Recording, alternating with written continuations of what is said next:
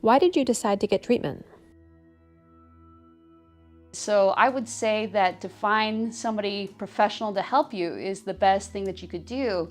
I think the reason why I started thinking I needed help is because I realized that I did not have an alternative to manipulating. The only way that I understood how to interact with people was through manipulation. I didn't even know how not to manipulate people in my relationships, and that eventually kind of just always led to them having issues, and then having these breakups.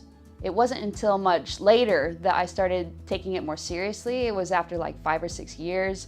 I had, had some problems with my employment. I had some problems with various relationships, friends that broke up with me, other relationships that broke up with me, problems with my family. And I thought, there's a little bit of a pattern to this. Every 3 years or so, my life kind of just falls apart, and then I just, reinvent myself, go to law school, start a new job, do whatever it was. But I thought, I'm getting in my late 20s now, and at this rate, I'm gonna run out of career options, and so this isn't gonna work out for me. And so I remembered, several, the 5 years before, what I had thought about Psychopath, and I thought this time I will actually look into it and see what I can make of it, see if it applies to me, see if I can learn more about myself, see if I can stop this pattern of every 3 years self-destructing and starting over again. How has treatment affected you? There are a lot of things that have gotten better since I have gotten treatment, since I've been seeing a good therapist. The thing that I found most helpful about therapy was all of my life, I had never really felt self-expression.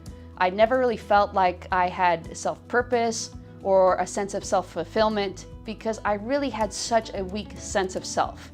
All my life I had kind of felt like a cipher, almost like, like a gas or a liquid that just occupies the space that it's in. I thought I fit in everywhere, but I really am nothing. If there's nobody around me, then I am nothing.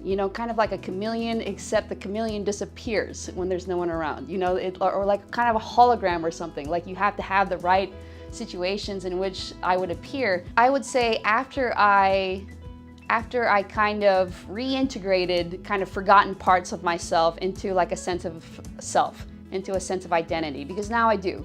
Now through therapy, I have like a sense of self, I have a sense of identity, I have self-expression. And because I have that, I think that my emotions, I have more complex emotions, right? Before it was all the primary ones like anger, frustration.